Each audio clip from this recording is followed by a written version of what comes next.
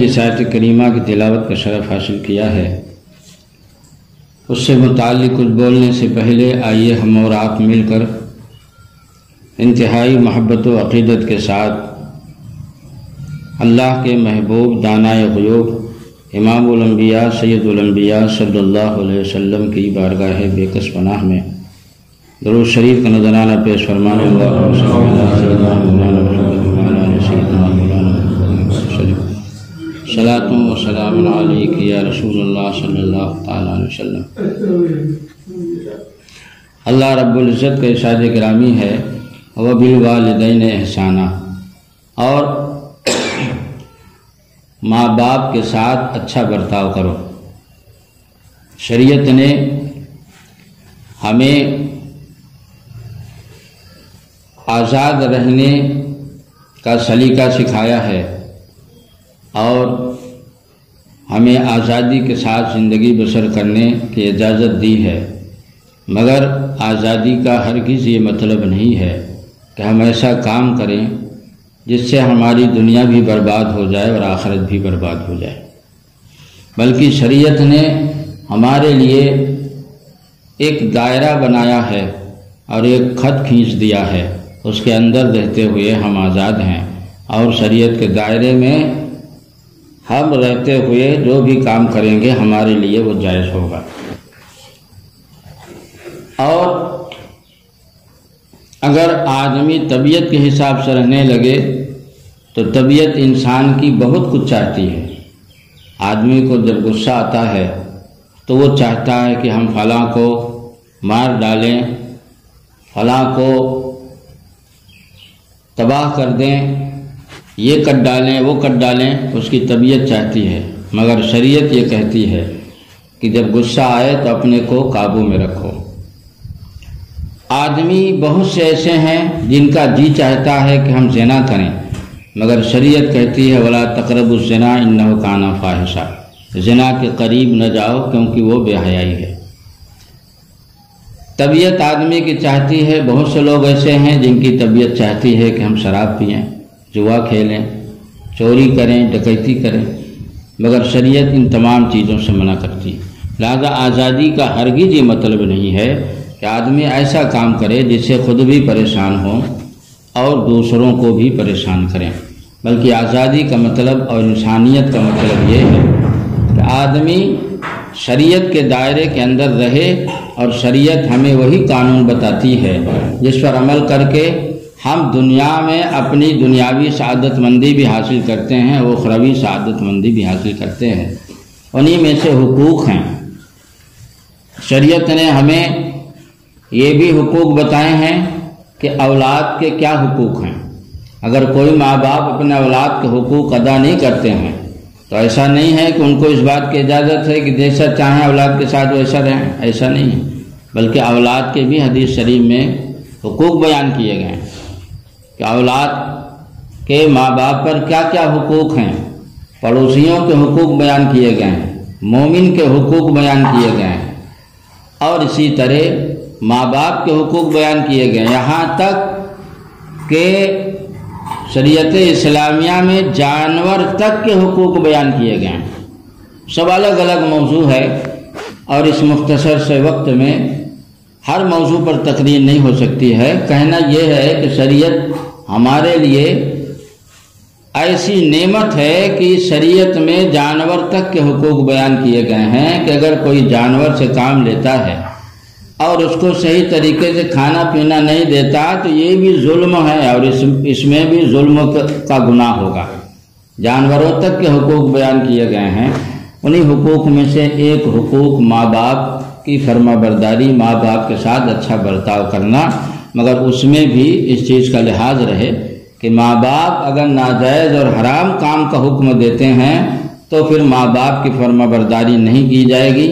کیونکہ ناجائز اور حرام چیز میں کسی کی فرما برداری نہیں۔ اللہ رسول نے جس چیز سے روک دیا ہے، اگر اس چیز کو کرنے کے لیے ماں باپ کہتے ہیں تو ان کی فرما برداری نہیں کی جائے گی۔ جائز چیزوں میں ماں باپ کی فرما برداری ہے، اور جہاں پر ماں باپ اللہ رسول کے خلاف کسی کام کو کرنے کا حکم دیں وہاں پر ماں باپ کی فرما برداری نہیں کی جائے گی، بلکہ اس وقت اللہ رسول کی فرما برداری کی جائے گی، کیونکہ اللہ رسول سے بڑا کوئی نہیں، اللہ رسول سے بڑا درجہ کسی کا نہیں ہے۔ اور جائز چیزوں میں ماں باپ کو ستایا نہیں جائے گا، ان پر ظلم نہیں کیا جائے گا، ان کے ساتھ اچھے برتاؤ کیا جائے گا۔ اور شریعت نے ماں باپ کے ساتھ جو اچھا برتاؤ کا حکم دیا ہے، اس میں اگر دیکھا جائے شریعت کی روشنی میں تو ماں باپ کا فائدہ کم ہے، خود اپنی اولاد کا فائدہ زیادہ ہے۔ اس موقع پر بخاری شریف میں اور امام بخاری نے اور الادب المفرد، یہ بھی امام بخاری ہی کی کتاب ہے، اور تلخیص الصحاح وغیرہ معتبر کتابوں میں اس واقعہ کو بیان کیا ہے کہ بنی اسرائیل میں جریج نام کے ایک بہت بڑے متقی پرہیزگار تھے، اور وہ اگر یوں کہا جائے کہ صاحب کرامت ولی تھے تو بھی بیجا نہ ہوگا، اور دنیا سے وہ الگ تھلگ ہو کر اور اپنی ایک خانقاہ، یعنی جہاں پر اولیاء کرام دنیا سے الگ تھلگ ہو کر اور گوشہ نشیں ہو جاتے تھے، تو جہاں پر دنیا سے الگ تھلگ ہو کر جس کمرے میں جس مکان میں اولیاء کرام گوشہ نشیں ہو جاتے تھے، نماز روزہ عبادت وغیرہ کرتے تھے، اس کو خانقاہ بولتے ہیں۔ خانقاہ کے معنی ہی ہوتے ہیں کہ جہاں پر کوئی دنیا سے الگ تھلگ ہو کر خلوت نشیں ہو جائے، لیکن اس دور میں خانقاہ دوسرے معنی میں بولا جا رہا ہے۔ اس دور میں خانقاہ کہتے تھے اس کو جہاں پر عبادت ریاضت ہو، اور خاص عبادت ریاضت کے لیے وہ جگہ ہو، مکان ہو اور کچھ نہ ہو۔ اس دور میں خانقاہ اس کو کہتے ہیں جہاں عبادت ریاضت نہ ہو، باقی سب کچھ ہو، یہ خانقاہ اس دور میں بولتے ہیں۔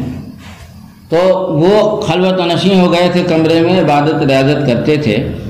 اور حضرت موسیٰ علیہ السلام کی شریعت میں نماز کے اندر بولنا جائز تھا، سلام کرنا جائز تھا، جواب دینا جائز تھا، بات چیت کرنا ضرورت کی کرنا جائز تھا۔ اور اس شریعت اسلامیہ میں بھی شروع جو ہے تو بات چیت کرنا جائز تھا، کوئی سلام کرے تو نماز کے اندر اس کے سلام کا جواب دینا جائز تھا، مگر بعد میں پھر یہ حکم منسوخ ہو گیا، اور یہ حکم دیا گیا کہ پوری توجہ اور خشوع اور خضوع کے ساتھ نماز پڑھی جائے، اور نماز کے اندر بات چیت کرنا، سلام کرنا یا جواب دینا جائز نہیں ہے، لیکن اس شریعت میں جائز تھا۔ تو حضرت جریج رضی اللہ تعالی عنہ کہ ایک دن آپ نماز پڑھ رہے تھے، تو نماز کی حالت میں آپ کی ماں نے آپ کو آواز دیا، تو بولنا تو جائز تھا، لیکن پھر بھی آپ نے یہ سوچا کہ نماز کے اندر اللہ تعالیٰ کی بارگاہ کی طرف متوجہ رہنا اور عبادت ریاضت میں دل لگا رہے، اور ماں کے سوال کا جواب نہ دیں ہم، یہ بہتر ہے۔ اس لیے انہوں نے اپنی ماں کے سوال کا جواب نہیں دیا اور ماں کی پکار کا جواب نہیں دیا۔ پھر دوبارہ آپ کی ماں نے آواز دی، یا جریج، آپ نماز میں مشغول رہے۔ تیسری مرتبہ ماں نے زور سے پکارا، یا جریج۔ حضرت جریج رضی اللہ تعالیٰ عنہ نماز پڑھتے رہے، کوئی جواب نہ دیا۔ مطلب یہ نہیں کہ آواز نہیں سنے، بلکہ آواز سنیں، اور انہوں نے یہ سمجھا کہ نماز کے اندر اللہ تعالیٰ کی بارگاہ کی طرف متوجہ رہنا بہتر ہے۔ جب ماں نے اپنی پکار کا جواب نہ پایا تو ناراض ہو کر ماں نے بددعا دیتے ہوئے کہا، اے اللہ، جریج کو موت نہ آئے جب تک کسی بدکار عورت کا چہرہ نہ دیکھ لے۔ کوئی سخت ضرورت نہیں ہوگی ماں کو، جس وقت آفس، ظاہر سی بات ہے جب بولنا بھی جب جائز تھا نماز میں، تو سخت ضرورت کی وجہ سے جب وہ 3 بار پکاری اور تینوں بار جب انہوں نے جواب نہ دیا تو ماں کی زبان سے بددعا نکل گئی کہ اللہ، جریج کو اس وقت تک موت نہ آئے جب تک یہ کسی بدکار اور فاحشہ عورت کا چہرہ نہ دیکھ لے۔ اس کے بعد یہ کہہ کر ان کی ماں واپس لوٹ گئیں۔ حضرت جرید رضی اللہ تعالیٰ عنہ کی خانقاہ کے قریب ایک چرواہا بھی رہتا تھا۔ آپ کی خانقاہ جو تھی، ظاہر سی بات ہے کہ اس طرح کی جگہ جو عبادت کے لیے جو خاص کی جاتی ہیں آبادی سے باہر، اور ایسی جگہ جہاں جو ہے تو سنسان ہو، میدان ہو، تاکہ عبادت ریاضت کرنے میں سکون رہے، تو ایسی جگہ آپ اپنی خانقاہ بنائے تھے، عبادت کرتے تھے۔ تو وہاں پر ایک چرواہا بھی جانوروں کو چراتا تھا، وہ بھی رہتا تھا، اور ایک فاحشہ و بدکار عورت کے ساتھ اس کے ناجائز تعلقات ہو گئے۔ اس چرواہا کے ایک بدکار عورت کے ساتھ اس کے ناجائز تعلقات ہو گئے۔ وہ عورت چرواہے کے پاس آتی تھی، اس فاحشہ کے بطن سے ایک بچہ پیدا ہو گیا، یعنی اس ناجائز تعلقات کی بنیاد پر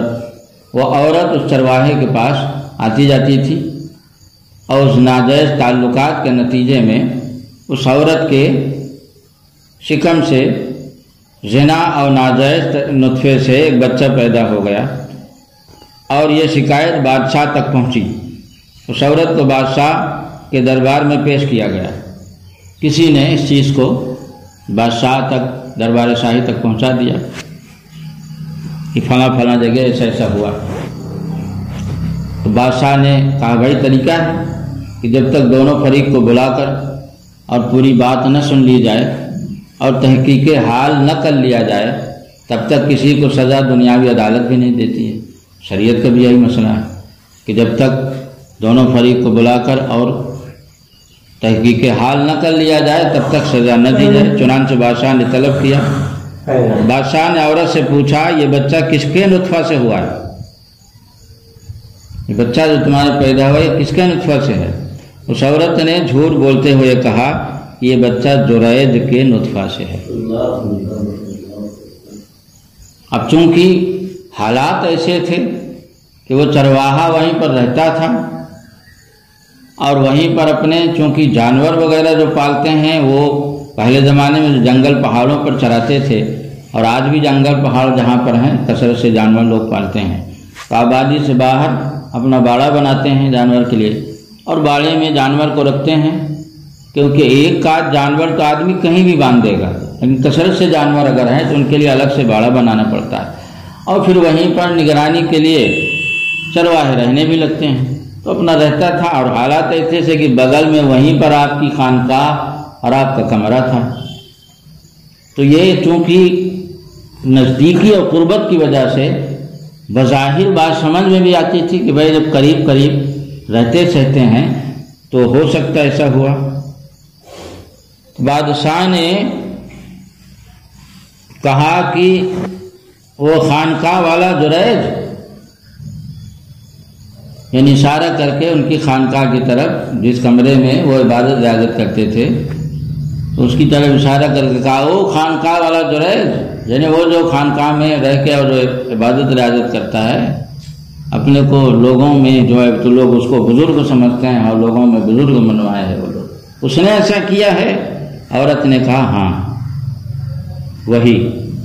بادشاہ نے حکم دیا کہ اس کی خانقاہ کو گرا دو، اس کی خانقاہ کو ڈھا دو۔ اب ظاہر سی بات ہے فرمان شاہی کے بعد کارندے تو حرکت میں آ جاتے ہیں۔ اس کی خانقاہ کو گرا دو اور گرفتار کر کے میرے دربار میں حاضر کرو۔ اب اس نے اتنے بڑے عبادت گزار بزرگ اور ولی کو پولیس والے آ کے گرفتار کریں اور رسی میں باندھ کر باقاعدہ بادشاہ کے دربار میں پیش کریں، اتنی ہی بہت بڑی بات ہے۔ آگے کچھ ہو یا نہ ہو وہ الگ بات ہے، حقیقت حال تو اللہ تعالیٰ ظاہر کرتا ہے کبھی نہ کبھی، لیکن اتنی ہی سی بات بہت بڑی ہے۔ تو بادشاہ نے کہا کہ اس کے خانقاہ کو، اس کے کمرے کو جس میں عبادت کرتا ہے اس کو ڈھا دو، گرا دو، اور گرانے کے بعد اس کو رسی میں باندھ کر گرفتار کر کے میرے دربار میں، دربار شاہی میں اس کو حاضر کرو، اس کو پیش کرو۔ شاہی فرمان کے مطابق خانقاہ گرا دی گئی اور جرید کو رسی سے باندھ کر بادشاہ کے دربار میں پیش کیا گیا۔ اور یہ سب کس کے نتیجے میں ہو رہا ہے؟ ماں کی بد دعا کے نتیجے میں۔ اور یہ واقعہ بخاری شریف جیسی کتاب میں ہے، الادب المفرد، یہ بھی امام بخاری کی کتاب ہے، اس میں بھی حدیثیں نقل کیا انہوں نے، اور کئی کتابوں میں یہ واقعہ بیان کیا گیا حدیث شریف کتاب میں۔ چونکہ بنی اسرائیل جو حضرت موسیٰ علیہ السلام کی شریعت حضور صلی اللہ علیہ وسلم بلکہ حضرت عیسیٰ علیہ السلام سے بھی پہلے گزری ہے، اس وقت حضرت موسیٰ علیہ السلامی کا قانون اور شریعت آپ کی کتاب نافذ تھی، اس کے مطابق وہ عمل کرتے تھے۔ اب دیکھیے کہ ایک باعمل بزرگ اور ولی مگر ماں بد دعا کر دے ناراض ہو کر، تو اس کا نتیجہ یہ ہوتا ہے کہ اتنے بڑے منصب پر فائز ہونے کے باوجود بد دعا قبول ہو گئی، اور دنیا کے سامنے ان کا کیا نتیجہ ہوا۔ یہ بات الگ ہے کہ اللہ تعالیٰ حق اور ناحق میں امتیاز کرتا ہے۔ آگے بھی آپ دیکھیے گا، بادشاہ نے کہا اے جریج، یہ عورت کہتی ہے کہ یہ بچہ تم سے پیدا ہوا ہے۔ یعنی ظاہر سی بات ہے کہ مدعا علیہ کا بھی بیان لیا جائے گا، اس کے بعد فیصلہ کیا جائے گا۔ جریج نے عورت سے کہا، واقعی عورت جریج بادشاہ سے مخاطب ہونے کے بجائے عورت کی طرف مخاطب ہوئے اور فرمایا کہ یہ بچہ واقعی میرے نطفے میرے زنا سے ہے۔ تو یہ کہتی ہے، عورت نے کہا بے شک یہ بچہ تیری ہی وجہ سے پیدا ہوا ہے۔ دربار شاہی میں عورت نے ببانگ دہل اس بیان کو پھر دہرایا کہ ہاں یہ بچہ تیرے ہی زنا تیرے ہی نطفے سے پیدا ہوا ہے۔ جب یہ بات چیت عورت اور حضرت جریج رضی اللہ تعالیٰ عنہ کے درمیان بات چیت بحث مباحثہ جب ہو گئی، اب ظاہر سی بات ہے کہ دونوں طرف کی جب بیان لے لیا گیا تو بادشاہ کو اور یقین ہو گیا کیسا ہوا ہے۔ یہ بتائیے، یہ لوگ جو ہے تو دنیا سے الگ تھلگ ہو کے عبادت ریاضت کرتے ہیں اور دنیا کو یہ دکھاتے ہیں کہ ہم دنیا سے بالکل الگ تھلگ ہیں،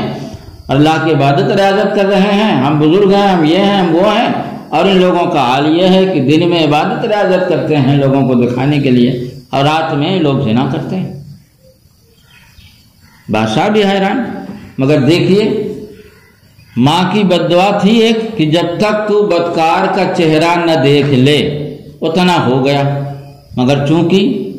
وہاں بھی آپ نے جو کچھ کیا تھا اللہ کی عبادت کے لیے کیا تھا، اگرچہ وہ غلط ہو گیا، لیکن اب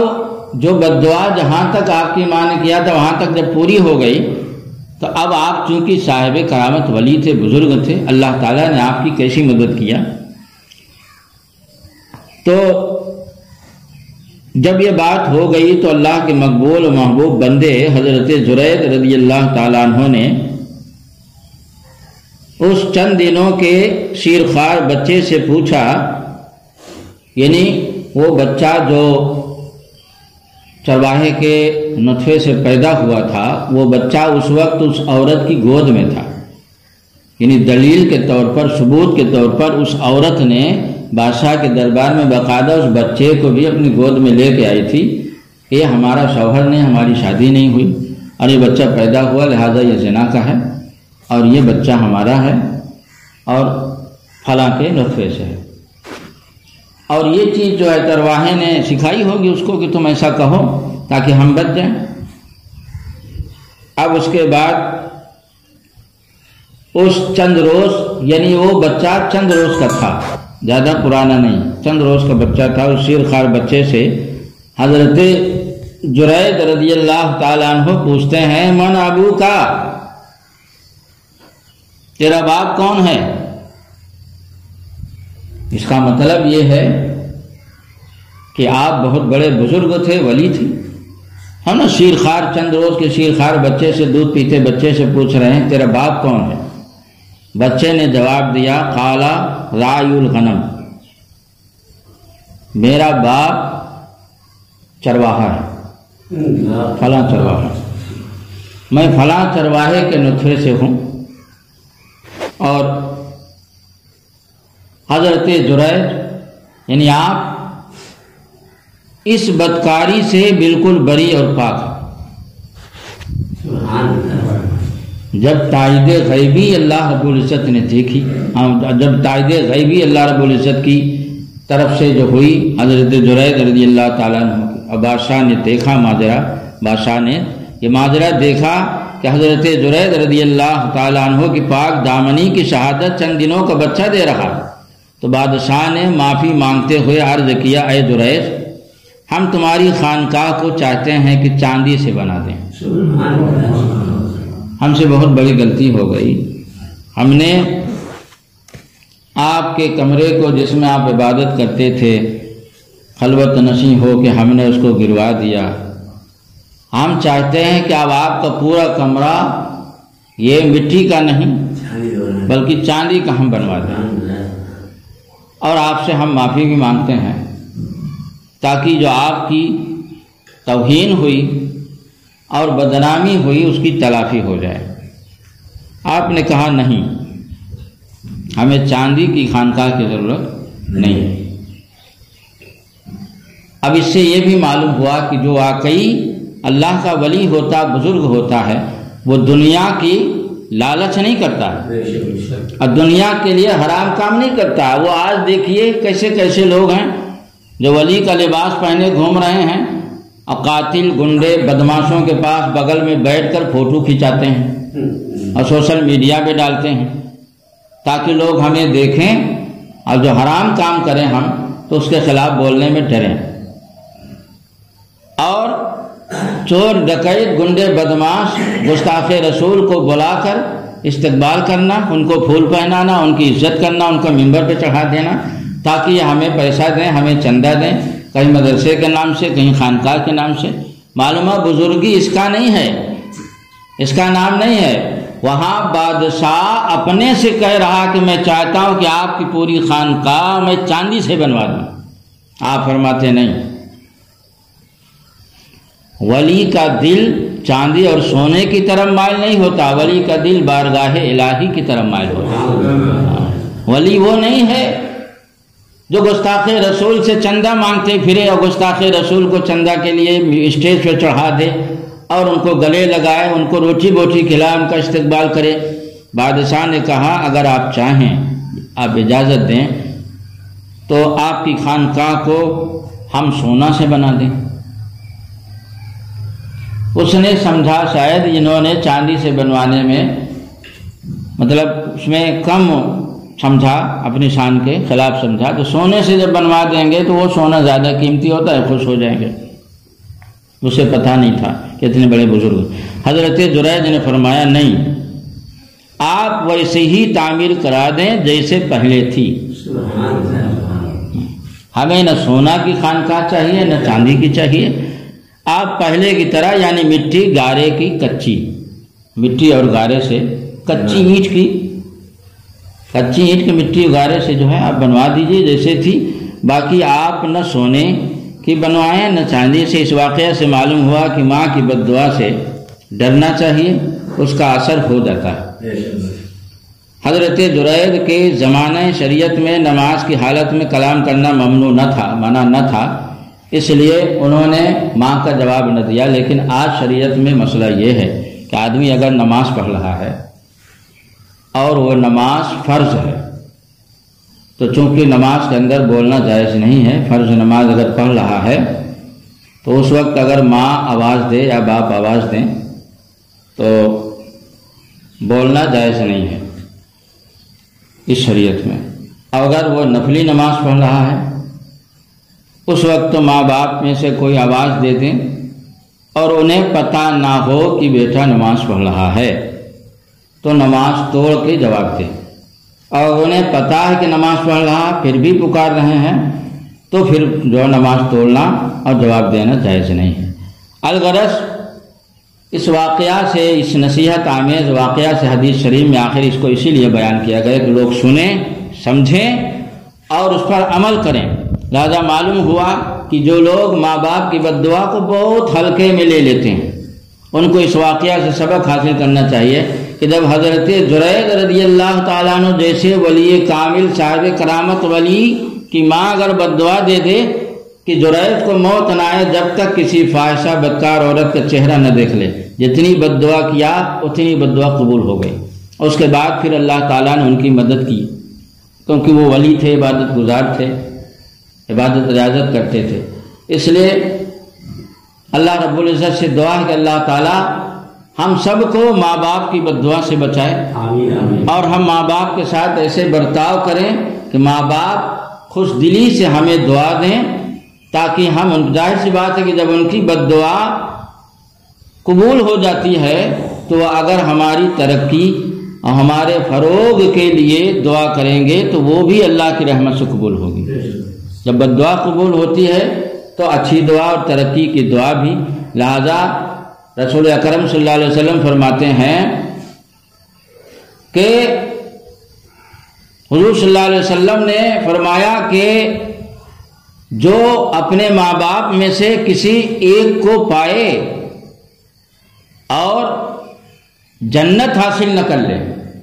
دونوں کو پائے یا ایک کو پائے اور جنت حاصل نہ کر لے، حضور صلی اللہ علیہ وسلم وعید فرمائی کہ ماں باپ دو میں سے ایک حدیث میں حضور صلی اللہ علیہ وسلم فرماتے ہیں کہ اللہ رب العزت ماں باپ کو ستانے والوں کو دنیا میں بھی سزا دے گا اور آخرت میں بھی سزا دے گا. یعنی اور گناہوں کے لیے کوئی پکا نہیں کہ دنیا میں سزا ملے، اور گناہوں کے لیے یہ ہے کہ اللہ تعالیٰ آخرت میں سزا دے گا. کبھی تھوڑی موڑی نصیحت و عبرت کے لیے ٹھوکر اللہ رب العزت لگا دیتا ہے، مگر ماں باپ کو ستانے اور ماں باپ پر ظلم کرنے، ان کی نافرمانی کرنے کا بدلہ حدیث شریف میں ہے کہ اللہ تعالیٰ دنیا ہی میں دے دیتا ہے اور آخرت میں بھی دے گا. اللہ رب العزت سے دعا کہ اللہ تعالیٰ ہر مسلمان کو اپنے ماں باپ کو ستانے، ان کو ناراض کرنے، ان کو پریشان کرنے سے بچنے کی توفیق عطا فرمائے اور ماں باپ کا فرما بردار بنائے. جو حضرات سنت نہ پڑھیں سنت پڑھیں.